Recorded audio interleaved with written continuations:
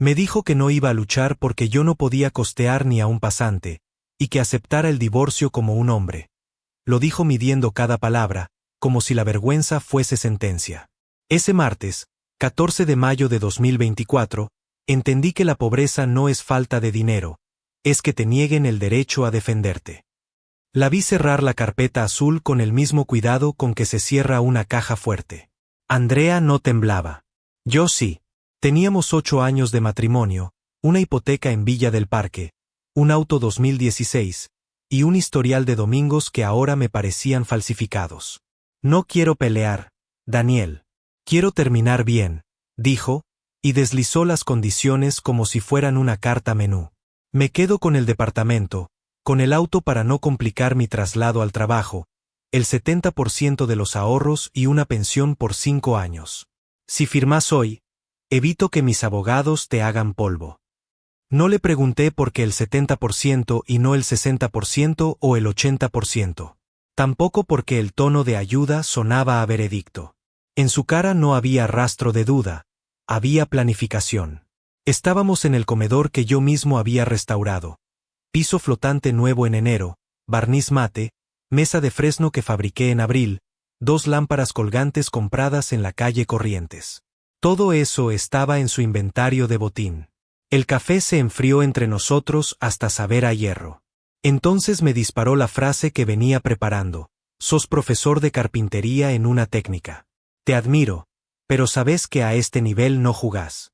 Yo ya contraté a alguien que factura por hora lo que vos en una semana. No buscaba mi consentimiento, buscaba mi rendición. Si estás escuchando esto y llegaste hasta acá, hacé una cosa por mí.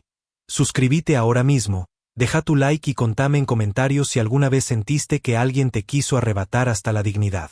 No te vayas, lo que viene es la parte que escondí incluso de mí mismo, y te prometo que cada detalle está fechado, contado con nombres y miradas. Sigamos. No le contesté. Miré sus manos. Ya no llevaban el anillo desde marzo, decía que el metal le irritaba la piel. La piel no se irrita durante semanas, se acostumbra. Me levanté, fui a la cocina, abrí la canilla para no escuchar mi respiración rota. Cuando volví, Andrea ya había colocado un bolígrafo junto a la carpeta azul. Te llegan los papeles el lunes. Ganamos tiempo si no inventamos drama. Me sostuvo la mirada igual que quien evalúa a un proveedor barato. Y no intentes lo de tu hermano. Sé que no se hablan. Ahí supe que había estudiado mi terreno mejor que yo. Porque sí, mi hermano mayor es abogado. No uno más. El abogado. Se llama Iker, pero en tribunales le dicen Iker el cirujano. Y sí, llevábamos 5 años sin dirigirnos la palabra, desde la muerte de mamá. No voy a mentir, la odié por conocer mi grieta y clavar ahí la cuña. Tenés razón, dije, y vi cómo su mandíbula se relajaba. Guardó la carpeta, me dio la espalda y se fue. Cerró la puerta del departamento como quien cierra un cajón. El pasillo quedó con ese olor a desinfectante barato que tiene la derrota. Los 3 días siguientes fueron una cueva. Jueves 16, viernes 17, sábado 18. Las horas tenían números, yo no. Hice listas absurdas, vender herramientas, pedir un préstamo, dormir en la escuela si me sacaban de casa. A la noche me repetía frases que había oído a mis alumnos de 4º año. Profe, cuando algo se rompe no se arregla pidiendo perdón, se arregla cambiando las piezas.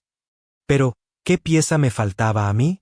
La que me había arrancado hace 5 años, cuando Iker y yo partimos el mundo en 2 por la casa vieja de nuestros viejos.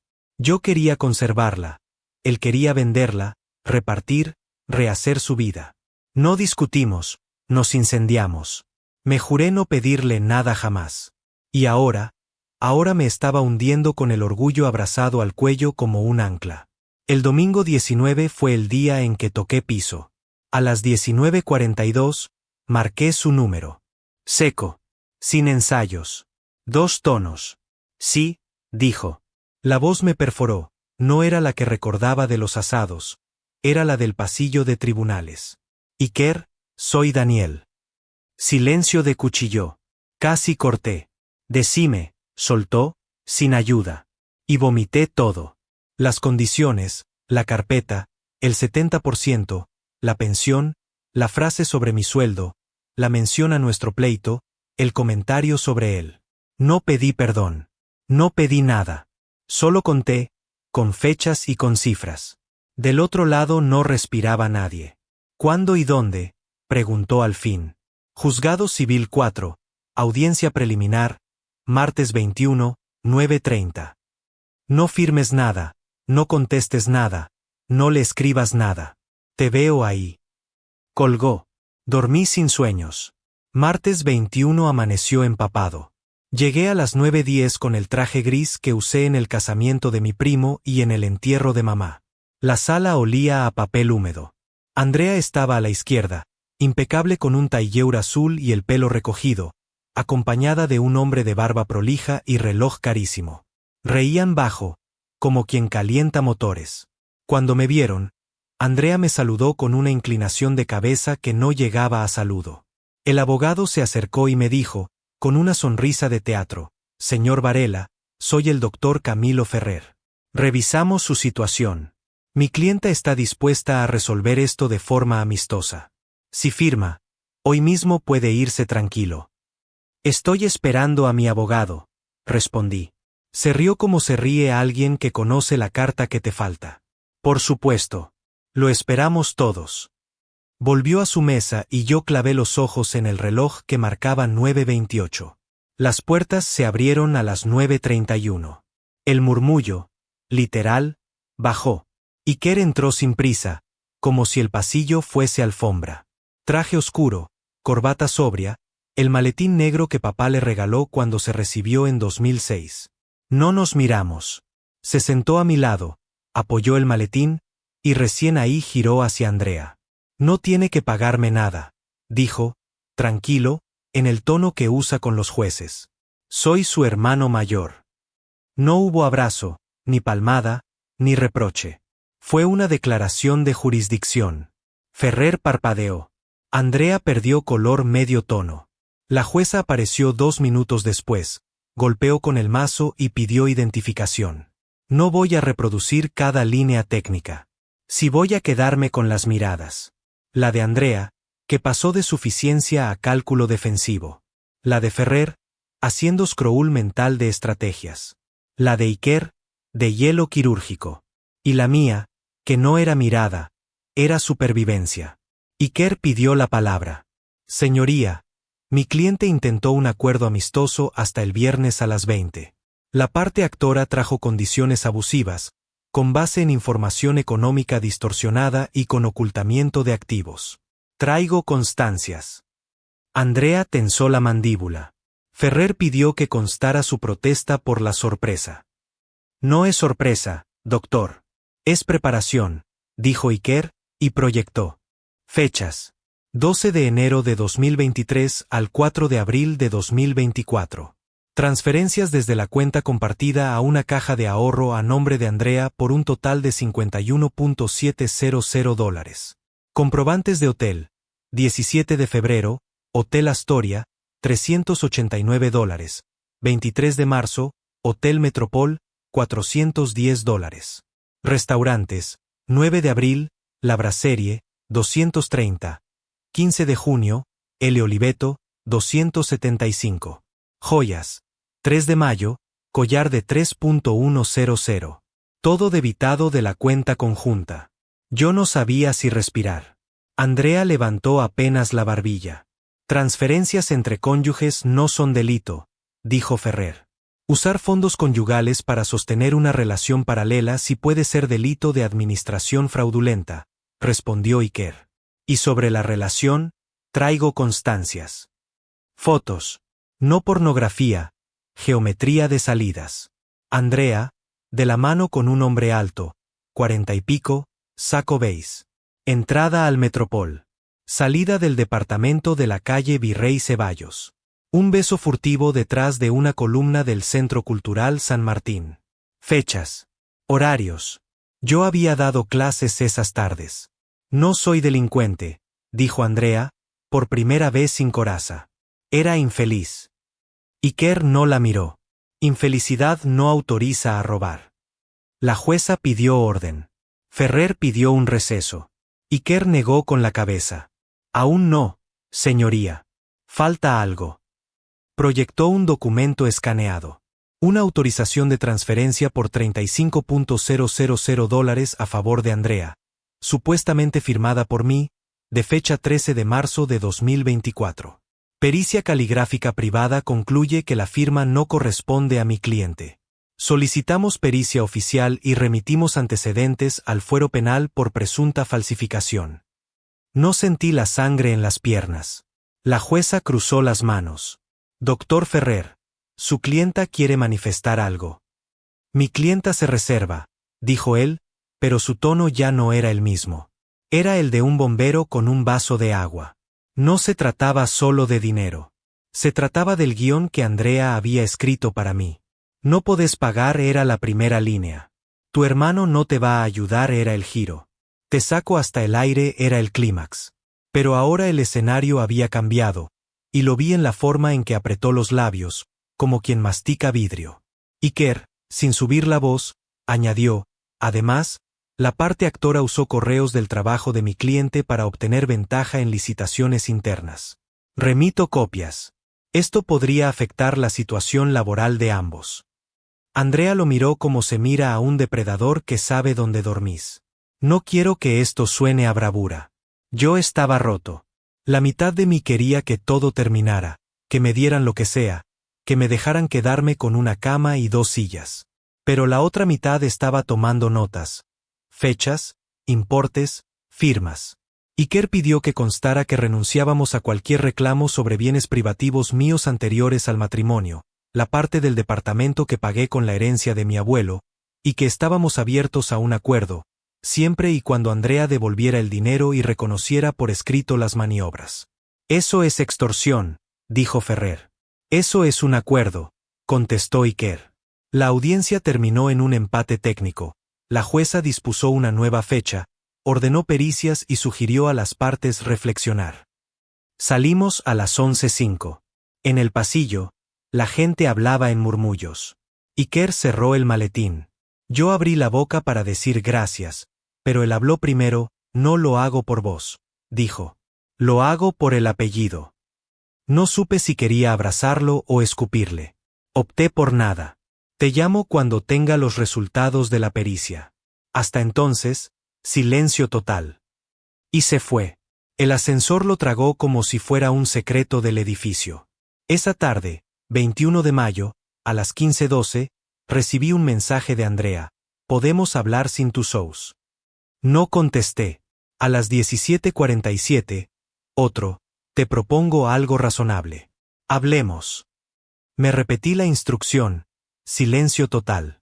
Pero a las 23 me llamó mi director. Varela, tu exesposa trabajó con información de compras. Me quedé helado. ¿Por qué? Porque Recursos Humanos recibió un correo, anónimo, con capturas de pantallas de tu mail enviado desde tu cuenta de escuela a una Andrea M., con datos de proveedores. Iker se movía rápido, más rápido de lo que yo podía interpretar.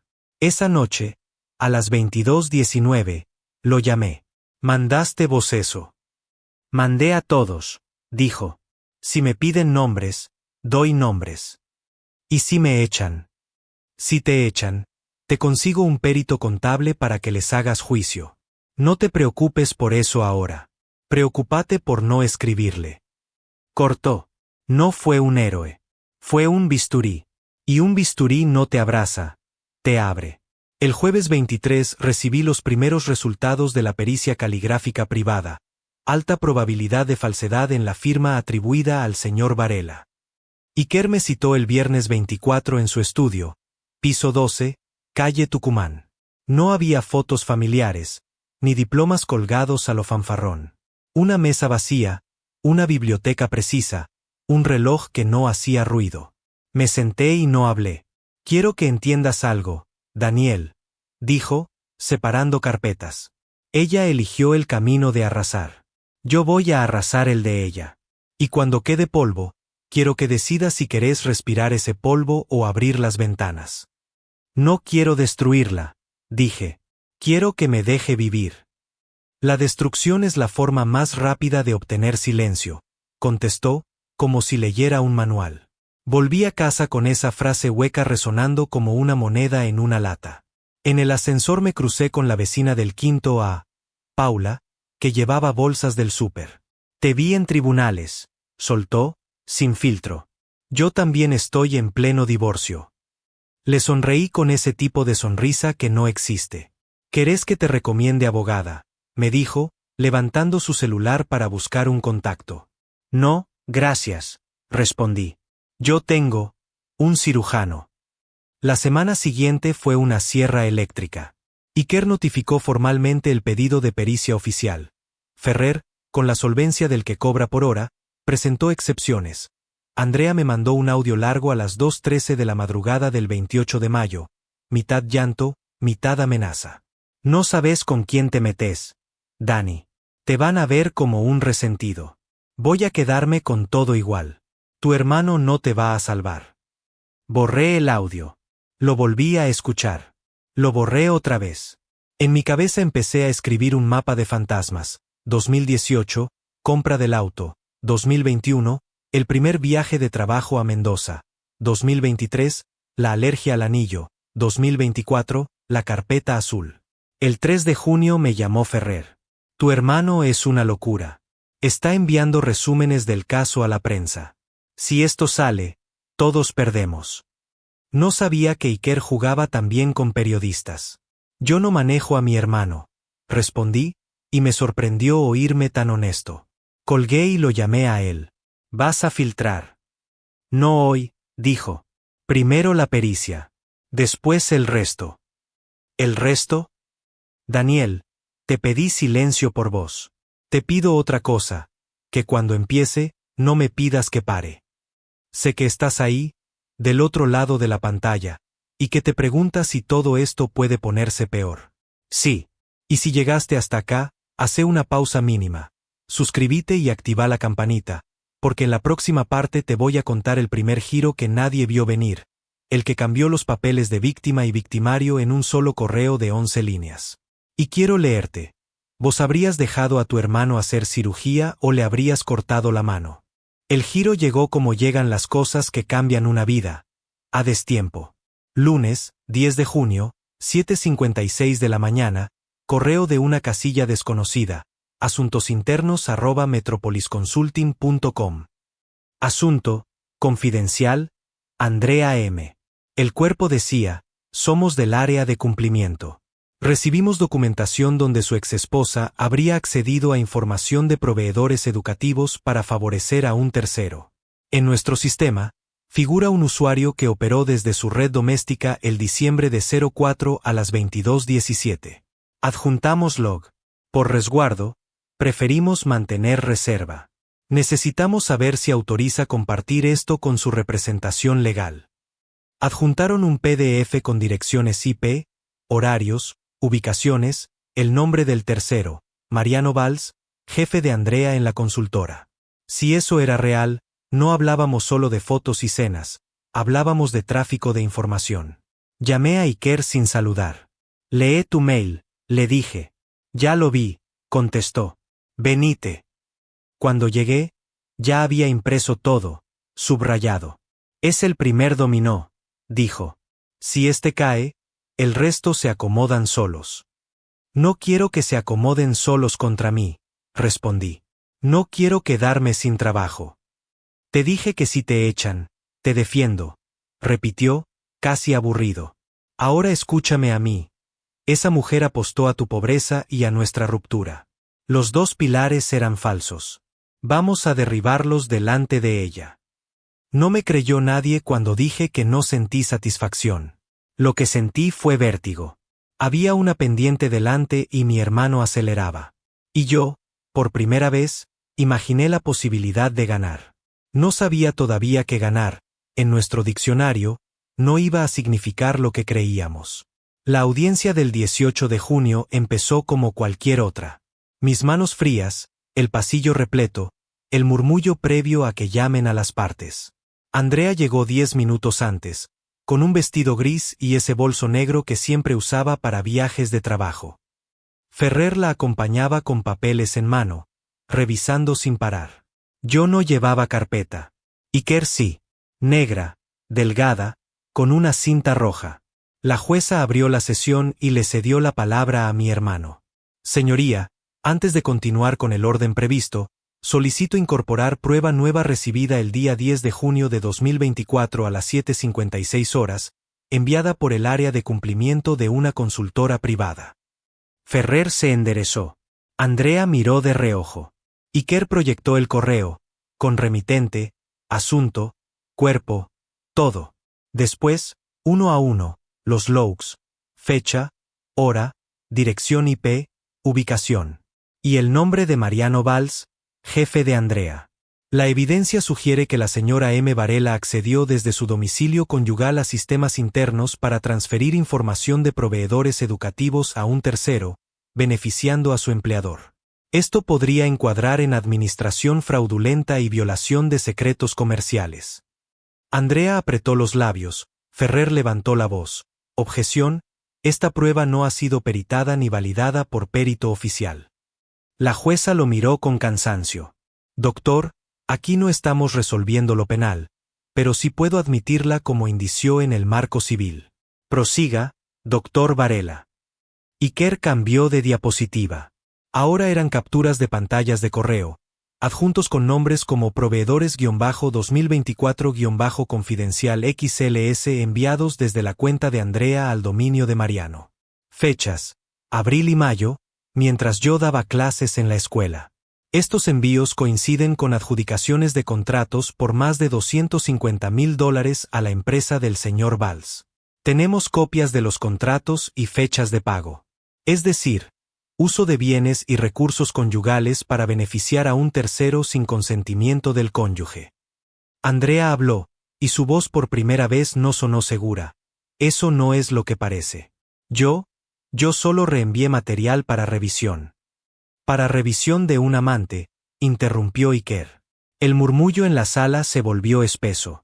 La jueza pidió silencio, pero el daño ya estaba hecho. Yo miraba sin saber si sentir alivio o vértigo. Porque ahí estaba, mi hermano, empujando el dominó que me había prometido, y en la cara de Andrea vi la primera grieta de verdad. No era la soberbia herida del primer día, era miedo real. Cuando la jueza anunció un receso de 15 minutos, Iker me tomó del brazo y me apartó al pasillo. Es ahora o nunca. Si acepta devolver todo y firmar que no hay reclamos, la dejamos ir.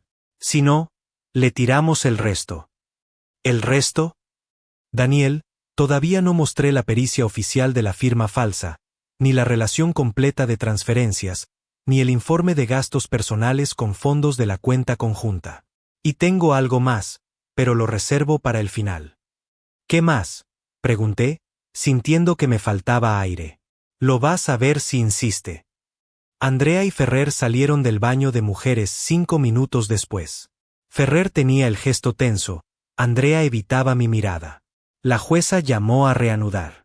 Ferrer pidió la palabra. Mi clienta está dispuesta a iniciar conversaciones para un acuerdo. Proponemos, Iker lo cortó, no proponemos. Condicionamos. Devolución íntegra de fondos, renuncia a derechos sobre bienes, pago de costas y reconocimiento por escrito de maniobras. Si acepta, no seguimos. Si no, seguimos hasta el final. Andrea me miró como si pudiera leer en mí una piedad que no tenía clara ni yo. Dani, por favor, no dejes que él. Iker la interrumpió, no le hables. Él no decide. Decido yo. La jueza arqueó una ceja, pero no intervino. Ferrer pidió otro receso para evaluar la propuesta. La jueza lo concedió. Salieron de la sala y esta vez yo quedé solo con Iker. ¿Qué pasa si dice que no?, pregunté. Sale a la luz todo. Y cuando digo todo, es todo. Fue en ese momento que me di cuenta de que ya no era solo un juicio, era una demolición. Y que mi hermano no iba a parar aunque yo se lo pidiera. Si llegaste hasta acá, tengo que decirte algo. Deja tu comentario y contame si alguna vez viste a alguien cruzar esa línea en la que la justicia se convierte en venganza pura. Me interesa saber si vos lo detendrías o lo dejarías llegar hasta el final. El receso se alargó 20 minutos más de lo previsto. Cuando volvieron, Ferrer tenía cara de funeral. Andrea, ojos rojos. Mi clienta acepta los términos, con la única salvedad de que el pago se fraccione en 12 cuotas mensuales. Iker sonrió sin mostrar dientes. No hay fraccionamiento. Pago completo en 60 días o se reactiva el proceso con todas las pruebas.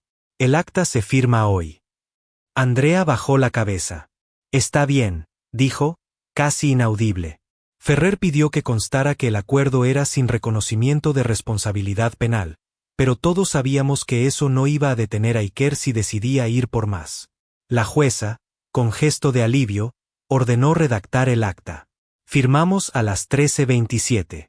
Cuando salimos del edificio, Iker encendió un cigarrillo, a pesar de que hacía años que no fumaba. Felicitaciones, hermano. Recuperaste tu vida. No supe qué contestar, porque mientras él fumaba, yo solo sentía un vacío extraño, como si en vez de ganar algo, hubiera perdido algo más grande e invisible.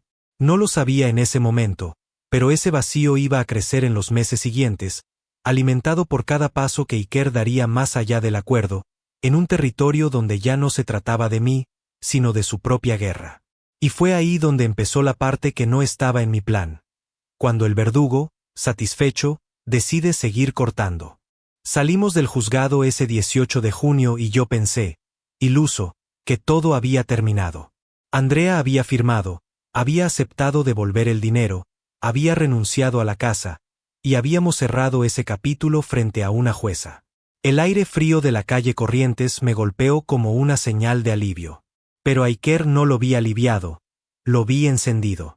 Tenía esa sonrisa que en él no significaba paz, sino hambre. Ahora viene lo divertido, soltó mientras me alcanzaba un café en la esquina. ¿Divertido? Ya está, Iker. Lograste todo. ¿Todo? Esto fue solo la amputación. Falta cauterizar la herida. Lo miré sin entender, pero él ya estaba revisando su celular, enviando mensajes a contactos que no me mostró. Los primeros días después del acuerdo fueron un silencio raro. Andrea no me llamó, no escribió. Pensé que se había rendido. Pero el 25 de junio recibí un audio de una amiga en común. Dani, ¿vos sabías que tu hermano le mandó a Recursos Humanos de la empresa de Andrea el acta del juicio? Está en boca de todos allá. Ese mismo día, a las 18:14, Andrea me mandó un mensaje. Vos dijiste que solo querías que esto terminara. Entonces, ¿por qué Iker está mandando el acta a todos mis contactos? No respondí. Llamé a Iker. Iker, ¿qué estás haciendo? Prevenir recaídas. Que no vuelva a tener un buen empleo donde pueda joderte indirectamente. No va a volver. Ya está. Ya está para vos. Yo trabajo a largo plazo. Esa fue la primera vez que sentí miedo de que mi hermano estuviera construyendo algo que ya no me pertenecía. El 3 de julio, otra noticia. Andrea fue despedida. Oficialmente, por incumplimiento de políticas de confidencialidad. Iker me mandó un emoji de brindis. Yo no contesté. Al día siguiente me llamó mi director en la escuela. Varela, hay un periodista que quiere hablar con vos. Dice que está preparando un artículo sobre corrupción en licitaciones escolares y que tu exesposa está involucrada. No tuve que preguntar quién estaba detrás de eso. Le pedí a Iker que parara. Me miró como si le pidiera que dejara de respirar. Daniel, si no aplastás a una cucaracha, vuelve. No es una cucaracha, Iker. Es una persona, y ya perdió. Vos pensás en términos de justicia. Yo pienso en términos de seguridad. Para el 15 de julio, Andrea no solo estaba sin empleo, me enteré de que había intentado conseguir trabajo en 2 empresas de marketing en Córdoba y en Rosario, y en ambas había recibido llamadas anónimas alertando sobre sus antecedentes. Iker había expandido el radio de su cruzada. Ese mismo día lo cité en un bar. Le dije que no quería más movimientos en mi nombre, que agradecía lo que había hecho en el juicio, pero que no quería cargar con más destrucción. Me escuchó en silencio, tomó un sorbo de café y dijo: no es por vos, Dani. Es por mí. Y por el apellido. Ella cruzó una línea que no se cruza. Ahora paga el precio completo. Y así fue como dejé de ser cliente para convertirme en espectador. Si estás viendo este video y llegaste a este punto, contame en los comentarios. ¿Vos pararías o dejarías que la venganza siga su curso aunque ya hayas ganado legalmente? Y no te olvides de suscribirte, porque lo que viene es la parte donde la supuesta derrota final de Andrea se convierte en un contraataque que puso a Iker contra las cuerdas. El 28 de julio recibí un llamado inesperado. Número desconocido, acento formal. Buenas tardes, señor Varela. Habla Laura Rodríguez, de la Asociación de Víctimas de Persecución Sistémica. Quería informarle que la señora Andrea Morales nos contactó y está recibiendo asistencia legal. ¿Asistencia para qué? Para presentar una denuncia por acoso laboral y persecución coordinada contra su hermano, el doctor Iker Varela. Sentí un frío raro, no en la espalda, sino en el estómago. Pero, ella firmó un acuerdo, devolvió el dinero. Eso es un tema civil, señor Varela. Lo que denuncia ahora son hechos posteriores al acuerdo, interferencias en oportunidades de empleo, difusión de información privada y acoso en redes de contactos profesionales. Todo eso, según la ley, puede constituir delito. Colgué y marqué a Iker. Se viene una denuncia, Iker. Que la presente. Va a quedar como la criminal que es. Dice que tiene pruebas de todo. ¿Pruebas? La única prueba es que no sabe perder. No lo sabía él, no lo sabía yo, pero Andrea había estado documentando cada paso desde el día después del juicio. Cada correo que Iker enviaba a empresas, cada llamada que recibían sus posibles empleadores, cada vez que su nombre aparecía en listas negras de contrataciones. Lo había guardado todo. Y así, sin darme cuenta, yo iba a presenciar cómo la cazadora se convertía en presa, y cómo la presa aprendía a cazar. La citación llegó el 12 de agosto a las 9:17 de la mañana. Era un sobreoficial, con membrete del Ministerio Público Fiscal Federal. El remitente, Unidad Especial contra el Acoso y la Persecución Sistémica. El destinatario no era yo, sino Iker. Lo encontré en el buzón porque aún recibía correspondencia en mi dirección. Lo llamé de inmediato. Iker, tenés un sobre del Ministerio Público Federal. Abranlo. Es para vos. Abrílo igual. Rompí el sello y leí en voz alta. Se cita al doctor Iker Varela a prestar declaración indagatoria en calidad de imputado por los presuntos delitos de acoso sistemático, interferencia en oportunidades laborales y coordinación de actos de hostigamiento en diferentes jurisdicciones, en perjuicio de la señora Andrea Morales. Hubo silencio al otro lado de la línea. Ese silencio de Iker no era el de siempre. No era control, era sorpresa. Esto es una joda, dijo al fin. No pueden. Sí pueden, lo interrumpí. Y parece que tienen más que palabras. 3 días después, el 15 de agosto, vi como 2 agentes federales entraban a su estudio jurídico con una orden de secuestro de dispositivos electrónicos. Salió esposado, no porque fuera a prisión todavía, sino porque la medida de coerción lo requería para el traslado. Afuera, un par de fotógrafos ya lo esperaban. Uno gritó, «Doctor Varela, ¿qué opina de que la víctima ahora sea usted?» Él no respondió. Esa misma noche, los noticieros abrieron con la imagen de Andrea sentada junto a una abogada de la asociación. Vestía sobria, sin joyas, sin maquillaje excesivo. «No busco venganza», dijo, con esa calma que yo no le conocía. «Busco que la justicia entienda que la persecución no es justicia, que difamar y destruir a una persona después de que ya cumplió con la sentencia es un crimen». Verla así me provocó un vértigo extraño. Recordé las fotos con Mariano, los extractos bancarios, las noches que fingía trabajar mientras gastaba lo que yo ganaba. Y, sin embargo, también recordé las llamadas desesperadas que me hizo después del juicio, pidiéndome que frenara a Iker. El caso escaló rápido. La fiscalía reunió más de 200 registros, correos, llamadas, informes de empresas, incluso capturas de grupos de WhatsApp en los que Iker coordinaba con contactos para impedir que Andrea trabajara en cualquier parte. Había hasta un documento Excel, con fechas, ciudades y resultados de intervenciones. Cada fila era un golpe calculado. Cuando vi ese archivo, Sentí algo parecido a náuseas. Iker había llevado un control milimétrico de su guerra personal. Es un plan de seguridad, me dijo cuando se lo señalé. Es un plan de exterminio, respondí. En septiembre, la causa ya no era una simple denuncia. Había imputaciones formales por violación de derechos civiles y abuso de poder profesional. Las penas hablaban de entre 2 y 5 años de prisión federal. Su defensa intentó desacreditar a Andrea recordando sus delitos anteriores. Pero la fiscalía fue astuta. El pasado de la denunciante no autoriza al denunciado a violar la ley, repitieron una y otra vez. Yo fui citado como testigo. El 3 de octubre me senté frente a un tribunal y contesté lo que sabía que podía destruir a mi hermano. Sí, me dijo que nunca iba a dejar de perseguirla. Que siempre que intentara rehacer su vida, él estaría ahí para recordarle lo que hizo. Sentí la mirada de Iker como una cuchilla en la nuca. Pero no retiré lo dicho. Porque era la verdad. Si estás mirando este video y estás en este punto, quiero que me lo digas en los comentarios. ¿Qué habrías hecho vos en mi lugar? ¿Mentirías para proteger a tu hermano, aunque supieras que cruzó todas las líneas?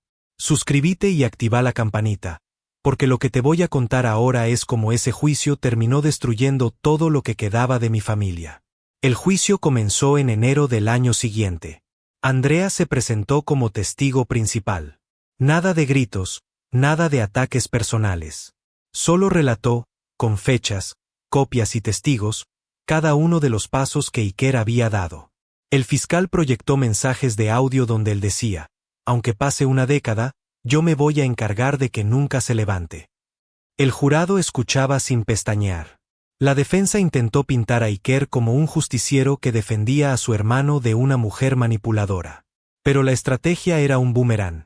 Lo mostraba exactamente como Andrea lo describía, un hombre obsesionado que convirtió su victoria legal en una campaña de destrucción. Cuando llegó mi turno de declarar, la sala estaba en silencio. ¿Su hermano le pidió que interviniera para frenar las acciones contra la señora Morales? Preguntó el fiscal. No, respondí. Y cuando le pedí que parara, me dijo que no era por mí, sino por él. Esa fue la estocada final. El 14 de marzo, el jurado lo declaró culpable en todas las imputaciones. Sentencia: 2 años y medio de prisión federal y 3 años de inhabilitación para ejercer como abogado. El día que lo llevaron, Iker no me miró. Solo caminó con la cabeza erguida, como si todavía creyera que había ganado algo. Lo visité 6 meses después, en una sala fría de la unidad penitenciaria. Tenía el pelo más largo, ojeras, y un tono que nunca le había escuchado: resignación. Ella ganó. ¿No? Me dijo sin rodeos. No. Vos perdiste. Y ahí entendí que, aunque el tablero se hubiera invertido, todos habíamos quedado arruinados. Iker salió de prisión el 2 de octubre, 1 año y medio después de haber entrado. No hubo abrazos, no hubo bienvenida familiar. Yo fui porque, a pesar de todo, seguía siendo mi hermano, o eso me repetía. Salió más flaco, con la piel pálida y los hombros encorvados, como si la cárcel le hubiera limado la estatura que siempre tuvo frente a otros. ¿Y ahora qué vas a hacer? Pregunté mientras lo llevaba en silencio hasta mi auto. Sobrevivir, respondió, mirando por la ventanilla. Pero no creas que esto terminó. No dije nada. Había aprendido que cada vez que Iker decía esas palabras, algo malo estaba por venir. Durante los primeros meses fuera, intentó reinsertarse trabajando como consultor jurídico para pequeñas empresas. No podía litigar, no podía firmar nada oficial, pero sabía moverse entre contratos y cláusulas. Lo suficiente para ganarse un sueldo discreto en Porto Alegre, donde decidió instalarse. Yo volví a verlo solo un par de veces, siempre con esa mezcla de amargura y orgullo que lo definía. Andrea, mientras tanto, estaba en otro mundo. Había cambiado legalmente su nombre a Ana Morales Chen y trabajaba en una ONG que apoyaba a víctimas de persecución laboral. Su rostro empezó a aparecer en conferencias, entrevistas, hasta en podcast de derechos humanos. El mismo relato que yo viví como traición y manipulación ahora se contaba como una historia de supervivencia ante el abuso de poder. Y lo más perturbador era que lo hacía bien. Hablaba con calma, Admitía sus errores del pasado, y usaba cada golpe que le dio Iker como ejemplo para su causa. Un año después de la liberación de Iker, en noviembre, recibí una carta firmada por ella. Era breve. Daniel, no te escribo para pedirte nada. Solo para decirte que, a pesar de todo, aprendí. Aprendí que la venganza destruye tanto a quien la recibe como a quien la da.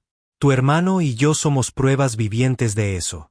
Espero que vos elijas distinto. No le respondí. Iker se enteró de la carta y se rió. ¿Viste? Ahora se cree filósofa. Se cree viva, Iker. Y lo está. Vos no. No le gustó la respuesta. Me dejó de hablar durante meses. En febrero, supe por un conocido en Porto Alegre que Iker había tenido un intento de suicidio. Pastillas y alcohol, como Andrea años atrás. Sobrevivió, pero la sombra se le quedó pegada.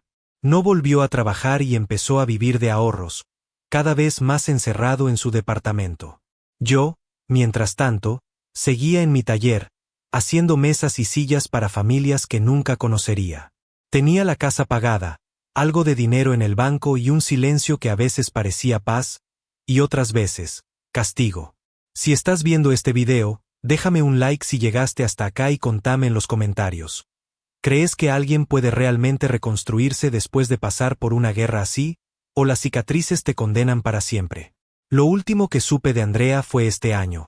Murió en un accidente de tráfico en Porto Alegre. Tenía 42 años. El obituario hablaba de ella como defensora de derechos de las mujeres y sobreviviente de persecución sistémica. De Iker no sé nada hace meses. Puede estar vivo o no. La verdad, no me animo a buscar. Porque en esta historia, ninguno ganó.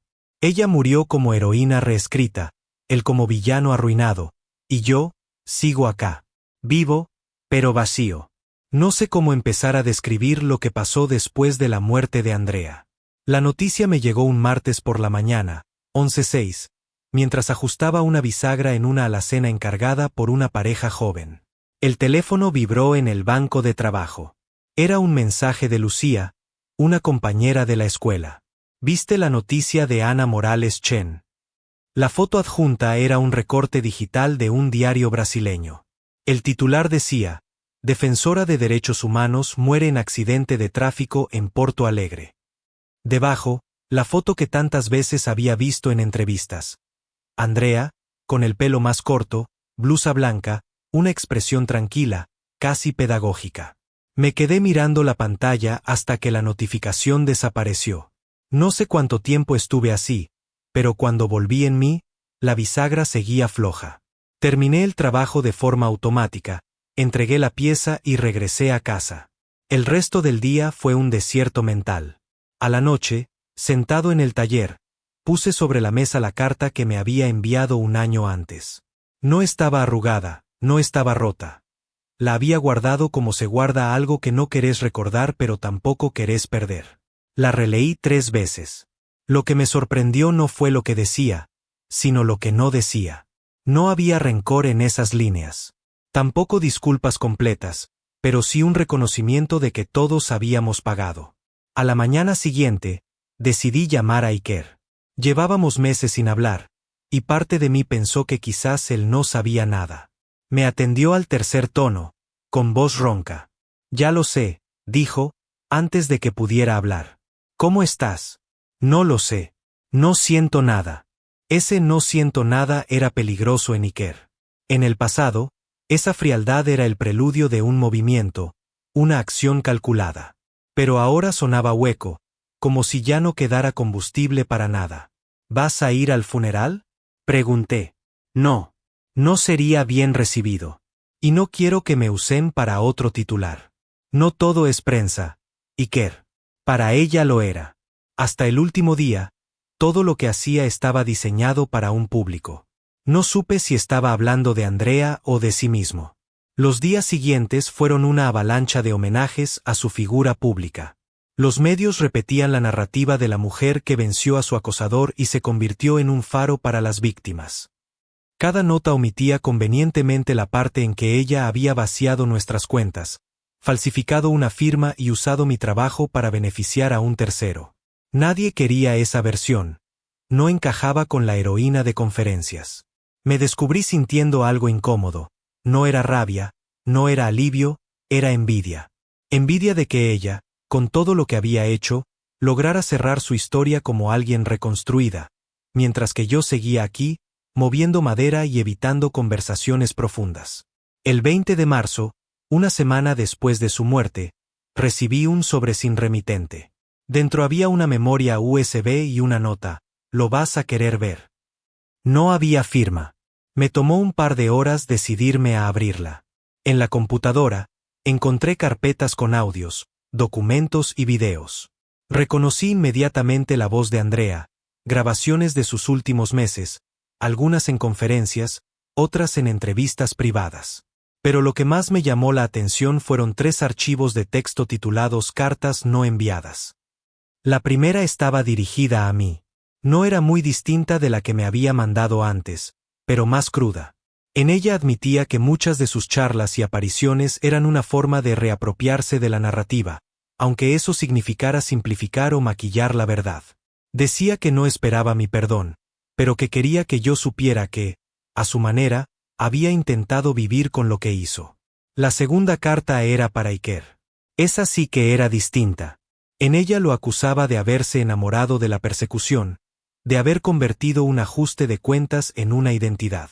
Le decía que, sin darse cuenta, él había hecho por ella algo que jamás podría haber hecho sola: transformarla en una figura pública con una causa. Sin tu obsesión, yo nunca hubiera tenido escenario. Me hiciste villana, pero tu exceso me hizo víctima ante los ojos del mundo. La tercera carta no tenía destinatario. Era más un manifiesto. Hablaba de cómo las personas que se destruyen mutuamente terminan ligadas para siempre, que el odio profundo es una forma de dependencia tan fuerte como el amor. Terminé de leer y sentí un frío viejo, de esos que crees que ya no pueden volver. Llamé a Iker al día siguiente. Tengo algo que deberías ver. No me interesa nada que venga de ella. Esto es diferente. Vino a casa esa misma tarde. Le mostré la segunda carta. La leyó sin interrumpir, sin cambiar de expresión. Cuando terminó, dejó la hoja sobre la mesa y dijo: «Tenía razón». ¿En qué? En que sin mí no habría tenido escenario. Pero se equivoca en lo demás. Nunca fue por ella. Fue por lo que me hizo a mí, y a vos. ¿Y ahora? Ahora nada. Ya no hay blanco.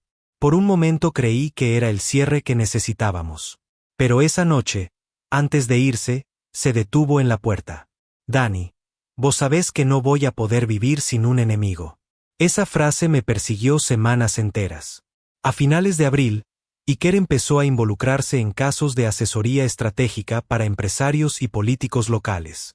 Supe que había aceptado trabajos que incluían gestionar problemas de reputación contra competidores.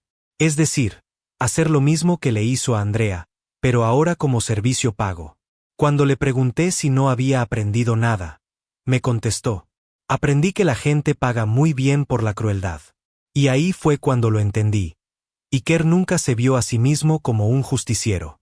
Tampoco como un vengador. Él se veía como un operador, alguien que podía moldear la vida de otros con la misma precisión con que un carpintero talla una pieza de madera. Mientras tanto, yo seguía rechazando invitaciones a hablar sobre mi experiencia. Hubo un periodista que me ofreció escribir un libro con la historia completa, pero le dije que no. No quería que mi vida fuera otra mercancía en el mercado de las narrativas. No quería alimentar a ningún público con la ilusión de un final cerrado. Porque la verdad era que no había final. En mayo, exactamente un año después de que Andrea me enviara aquella carta, me encontré sentado en mi taller, con las luces apagadas, mirando la madera sin trabajar. Y pensé en algo que ella escribió en la tercera carta: «El odio profundo es una forma de dependencia tan fuerte como el amor». Me di cuenta de que tenía razón. Y que, aunque ella ya no estuviera, y aunque Iker buscara nuevos blancos, yo seguía viviendo dentro de esa lógica. Ese día tomé una decisión: poner la memoria USB en un sobre, escribir no abrir y guardarla en un cajón que no abro nunca. No porque quisiera olvidarlo, sino porque entendí que abrirlo de nuevo sería como cortar una herida para comprobar si sigue sangrando. No voy a fingir que este cierre empezó con una epifanía. Empezó con serrín en la garganta y una madrugada pegajosa de enero, 5:42, cuando el ventilador giraba como una excusa y el taller olía a cola vinílica y barniz. Me encontré a mí mismo planchando con la palma una tabla de petiribí que no necesitaba ser planchada. La madera estaba perfecta. El imperfecto era yo. 10 años de arrastre dejan huellas invisibles. Miradas que ya no sostenés, bromas que dejaste de entender, silencios que antes eran descanso y ahora son una especie de castigo autoimpuesto. El 4 de enero me llamó Paula, la vecina del quinto A, aquella con la que crucé un par de frases en el ascensor el día de tribunales. Necesito una mesa grande para el comedor de mis viejos. Bodas de plata el 2 de marzo. ¿La haces? Dije que sí antes de recordar que el 2 de marzo era también el aniversario de la muerte de mamá. Hay fechas que se cruzan como trenes. Cortamos y me quedé mirando el celular como si fuera un espejo. Hice un boceto, 2,40 por 1,10, estructura de guatambú, tapa de petiribí con nudos visibles, injertos mariposa a la vista. Una mesa honesta. Al costado del plano, sin querer, escribí la frase que me perseguía desde que leí la última carta de Andrea. El odio profundo es una forma de dependencia tan fuerte como el amor. No soy de escribir frases en los planos, ese día se me escapó. Lo siguiente que pasó fue banal y, por eso, importante. El 9 de enero, en la sala de profesores, Lucía me dijo, van a remodelar la biblioteca de la escuela. Quieren que vos diseñes las estanterías. Hay presupuesto aprobado, 1.800.000 pesos. Hay que entregar antes del 30 de abril. Presupuesto, fechas, medidas, mi idioma. Volví al taller con una carpeta naranja etiquetada. Biblio 2025. En casa, en cambio, había otra carpeta que nunca etiqueté. Memoria USB en un sobre que decía no abrir. La guardé en el cajón de abajo, donde están los tornillos sueltos y los difuntos. Fotos viejas, 2 llaves que ya no abren nada, el ticket del primer alquiler con Andrea en 2016. Para el 14 de enero ya tenía el petiribí cepillado, el guatambú sin veta falsa y un corte exacto de 2,44 que iba a sobrar. En carpintería uno aprende a calcular el excedente. Siempre dejas un margen para el error, y después ese margen se convierte en otra cosa, un estante, una banqueta, un recuerdo. El excedente de mi vida eran 3 personas, Andrea, Iker y yo. Con los años, ese excedente fue tomando formas distintas. Un recorte de diario, una condena, una carta. Lo que aún no sabía era que iba a construir con ese sobrante. El 21 de enero, por la tarde, sonó el timbre. Era Iker. No lo veía desde octubre, cuando había pasado a buscar una carpeta que olvidó en mi casa meses antes. Estaba más flaco, pero ya no tenía el tono de hospital. Traía en la mano un sobremanila. Me lo tendió, contrato de consultoría. Un empresario necesita que le resuelvan un problema de reputación. Lo hice yo. Te puse a vos como proveedor de mobiliario institucional. Te compran una mesa enorme para una sala de reuniones. Bien paga. Te sirve. Miré el papel. Precio justo, plazos razonables, el doble de lo que me suelen ofrecer. ¿Qué querés a cambio?, pregunté. No dio rodeos. Que vengas a una reunión, escuches, y si te piden una adecuación estética de la mesa, no hagas preguntas. Nunca fui ingenuo. Adecuación estética significa un cajón oculto, un doble fondo, una canaleta interna para algún cable oculto o, peor, para esconder un micrófono. No, dije. No hago muebles que van a ser armas. Esperó un segundo, como si todavía quedara en él la fe de que podía persuadirme. Dani, deja de actuar como si fueras árbitro. Vos lijás madera, yo resuelvo problemas. Es un buen trabajo. Nadie se enteraría. Lo miré en silencio, como si aún pudiera reconocer al hermano menor que, llorando, me pedía que lo cubriera cuando rompía algo en casa. Vos te enterarías, Iker. Y yo también.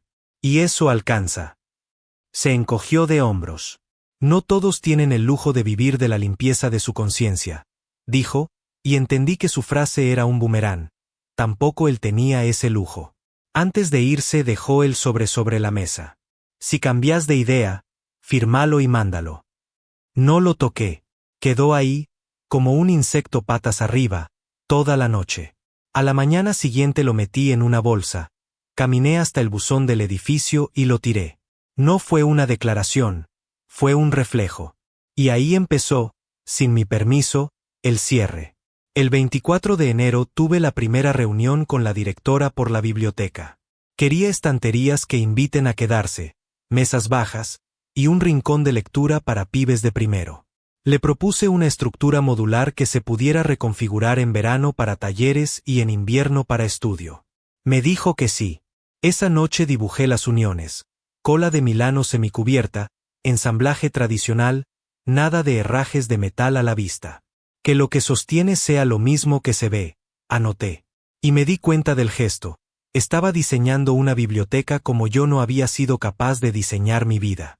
Sin compartimentos secretos. Sin tornillos ocultos. El 31 de enero, Paula pasó a ver el avance de la mesa de sus padres. ¿Te acordás que el 2 de marzo es el aniversario? Me dijo. Van a hacer un asado grande en San Martín. Mi viejo es muy de fechas. Le encanta cuando todo tiene una historia. Me reí y después me puse serio. Esta mesa tiene demasiadas historias, Paula. Entonces contales la que te haga bien. Frase simple, punzante. Me dejó una botella de vino y un tupper con empanadas. Come.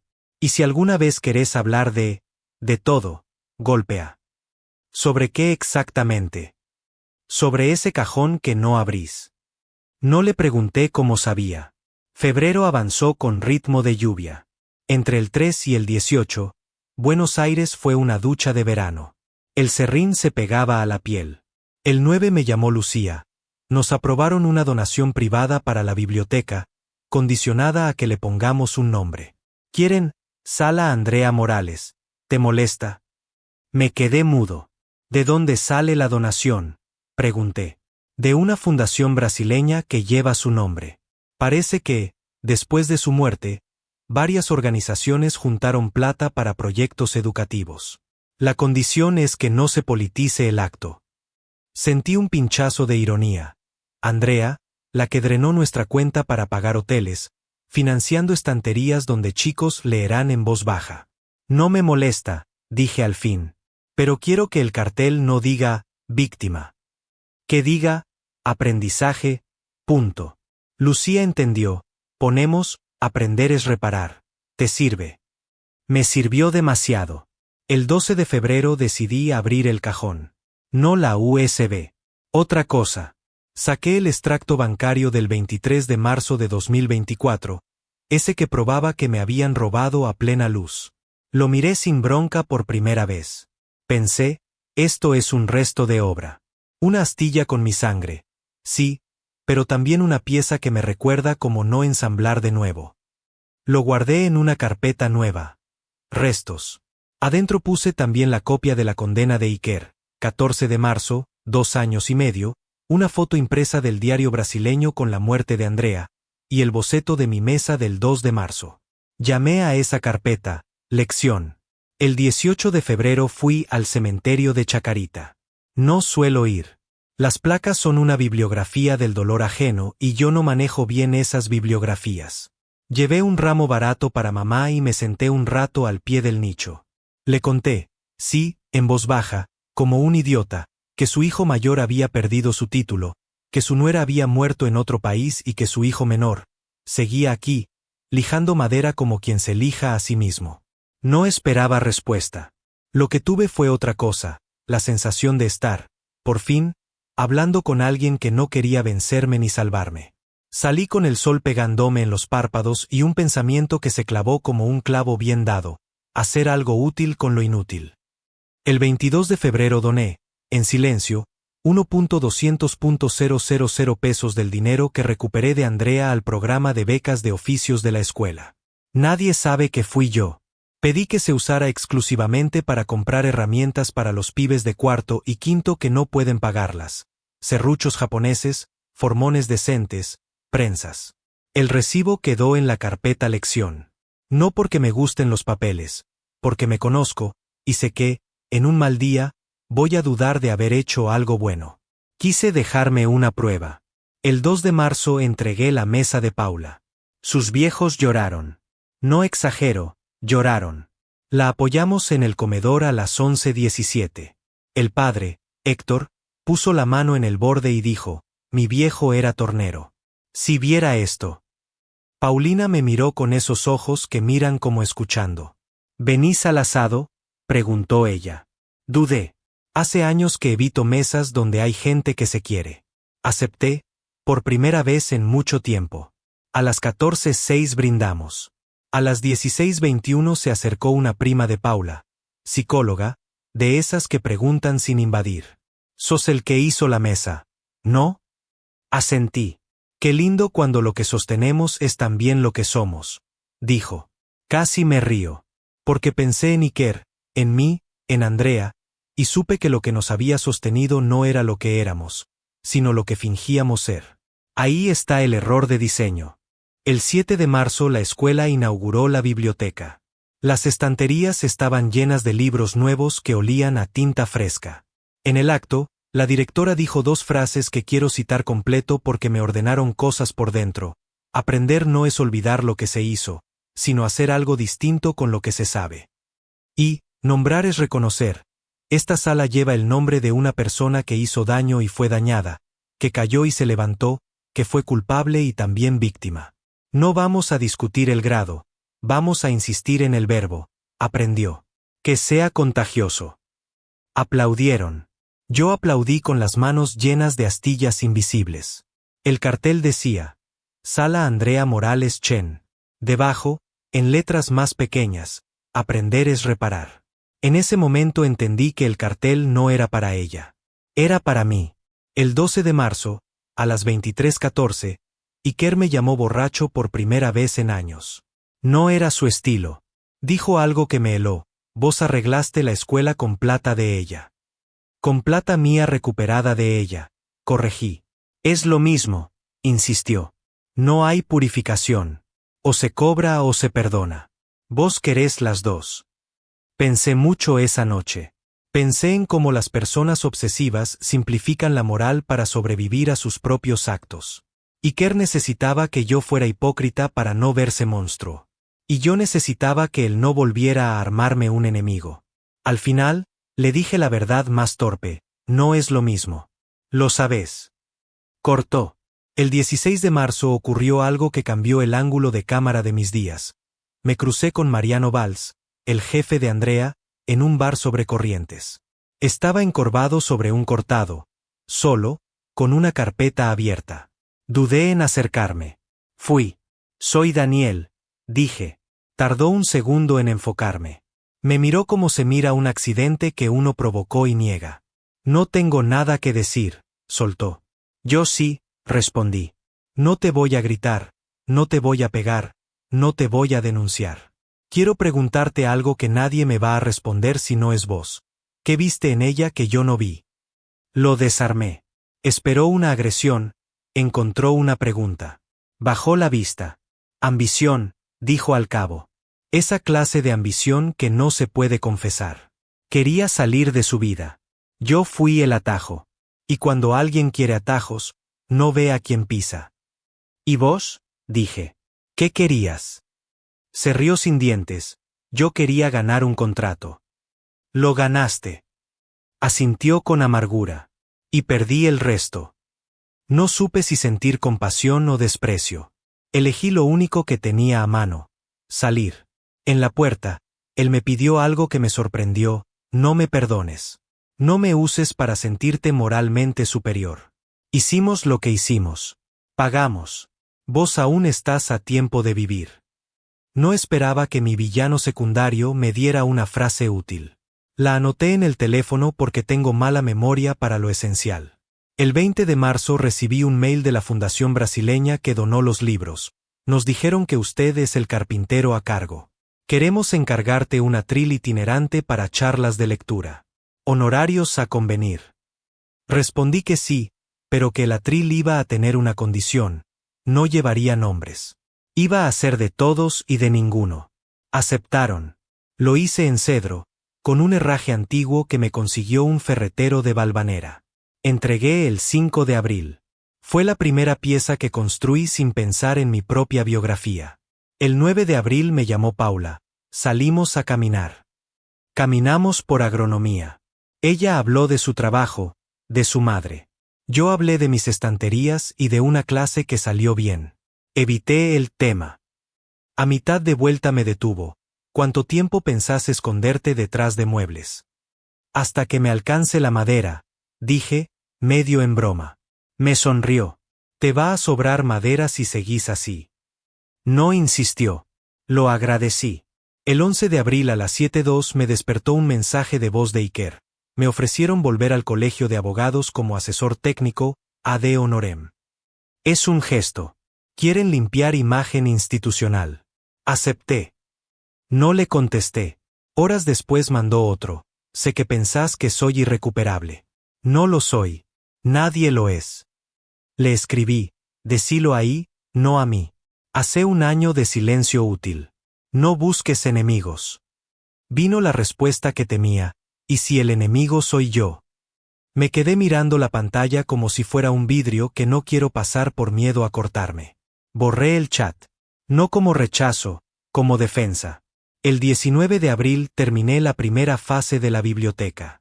Mientras ajustaba la última escuadra, se acercó un pibe de tercero, Mateo, y me dijo, «Profe, ¿le puedo hacer una pregunta personal?» Lo miré, expectante. ¿Cómo se hace para no odiar a alguien que te arruinó? La escuela es peligrosa. Te devuelve preguntas que no son de aula. Le contesté con la única herramienta que tengo, un ejemplo material. Le mostré una estantería. ¿Ves esta unión? Si la hago con tornillos, es más rápida, más barata y más fuerte a corto plazo. Pero si el tornillo se barre, cuando quieras arreglarla vas a tener que romper la madera alrededor. Si la hago con cola de Milano, lleva tiempo, duele la mano, pero cuando algo falla, puedo desarmar la unión sin destruir la pieza. El odio es un tornillo barrido. El rencor, también. Elegí una unión que, si falla, te deje arreglarla sin incendiar la casa. No sé si lo ayudé. A mí sí. El 23 de abril, por primera vez en años, invité gente a casa. Lucía, Paula, 2 compañeros de la escuela y un exalumno que ahora trabaja en una maderera. Hice empanadas, aceptables, y una tortilla, indigna. Se quedaron hasta tarde. Pusimos música baja. Al despedirse, Paula me tocó el brazo y dijo, «Así es como vuelve el ruido bueno». Esa noche no soñé con tribunales ni con cartas. El 30 de abril entregué las últimas mesas de la biblioteca. El 2 de mayo, al volver al taller, abrí por fin la USB. Sí, la abrí. No por nostalgia ni por morbo, por algo parecido a una auditoría. Necesitaba saber si todavía era rehén de ese sobre o si podía mirarlo y guardarlo sin que me tragara. Escuché 3 audios. Uno era Andrea probando una charla frente al espejo. No fui víctima inocente. Fui culpable de un delito y de una traición. Fui también blanco de una cacería. Aprendí que una cosa no limpia la otra. Se suman. Otro era una entrevista nunca emitida donde decía, no busquen héroes en mí. Soy una biografía complicada. El tercero era una conversación con una amiga donde confesaba, a veces extraño a Daniel, pero más extraño lo que Daniel creía de mí al principio. Cerré la carpeta. No lloré. No me desmoroné. Solo comprendí una obviedad que me tardó una década. Nos matamos tratando de que el otro fuera la versión que nos convenía. Todo finaliza cuando soltás esa edición. El 8 de mayo recibí un mensaje de una dirección que me hizo reír de lo absurdo. colegioabogados@. Asunto, programa de ética y oficios. Invitación. Abrí. Era una invitación a dar una charla a jóvenes pasantes del colegio sobre lo que la justicia no puede arreglar y el oficio sí. Yo, dando una charla en el colegio de abogados. El mundo tiene humor negro. Acepté, con una condición. No hablar de casos ni de nombres, solo de uniones, tiempos y reparaciones. Me dijeron que sí. La di el 21 de mayo, a las 18, en un aula fría con 30 sillas de plástico. Llevé una caja de uniones de madera y fui mostrando, una por una. Hablé de que el tiempo y la fuerza no son enemigos, de que a veces lo más rápido y lo más fuerte es lo menos durable. Al final, una pasante levantó la mano, ¿y si lo que se rompió no se puede arreglar? Solté una respuesta que me vino sola, no lo arregles. Hacé otra cosa con lo que queda. Me escuché y supe que esa frase venía de mí, pero que me la había dado, sin querer, Andrea. El 28 de mayo recibí un audio de Iker. Te escuché. Bien. Silencio. Estoy intentando no cazar fantasmas. No prometo nada. Pero estoy intentando. No sé qué hará con ese intento. No depende de mí. Por primera vez en mucho tiempo, acepté que la vida de otro no es un proyecto que yo tenga que supervisar. El 3 de junio, a las 19:36, hice algo que llevo años posponiendo. Saqué a la vereda, junto al contenedor, 2 muebles que construí durante mi peor época y que estaban mal nacidos. Una mesa con un alma de MDF disimulado y una silla con una escuadra torcida que yo escondía bajo un listón. Las dejé ahí, como se deja un error en público. Un vecino me preguntó si las regalaba. Sí, dije. Pero te aviso que están mal hechas. Se las llevó igual. Quizá les encuentre un uso. No todos los errores merecen fuego. Algunos merecen terminar sus días en casas ajenas, lejos del ojo que los creó. El 10 de junio, a las 21, le escribí a Paula, cine mañana. Dijo que sí. Vimos una película regular y compramos pochoclo salado demasiado caro. Caminamos de vuelta bajo un cielo que parecía plastificado. En la esquina de San Martín y Beiró, ella me pidió que contara algo de la mesa de sus padres. Tu viejo apoya la mano en el borde izquierdo cuando se ríe, le dije. Es un gesto que te salió a vos recién. Sonrió. Entonces mirás. Cuando la madera queda bien, da ganas de mirar. Y cuando la gente queda bien. Le iba a hacer una broma. No la hice. También. El 15 de junio, una década y un mes después del primer golpe, encontré mi final. No en un discurso ni en una carta. En un encargo delirante. El juez de paz de Villa del Parque me pidió una mesa para bodas civiles. Quiero algo solemne, pero humano. Que la gente apoye las manos y sienta que esto dura. Dijo. Medidas 1,80 por 0,90, roble americano, molduras mínimas, un cajón pequeño para las alianzas. ¿Nombre de la pieza? Preguntó la secretaria por puro trámite. Le dije, sin nombre. La terminé el 7 de julio a las 18:22. Le pasé la mano y sentí el leve mordisco del roble.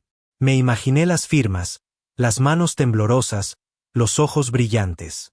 Me imaginé también las peleas que vendrán, las reconciliaciones, los hijos, los divorcios, las vidas que van a pasar por esa superficie una y otra vez. Entregué el 10 de julio. El juez me dio la mano y dijo, esto va a haber de todo. Sonreí. La madera está hecha para eso. 15 días después, una pareja joven apoyó las manos sobre esa mesa y dijo sí. Yo estaba ahí, porque me invitaron por cortesía. El novio era exalumno. A la salida, me abrazó.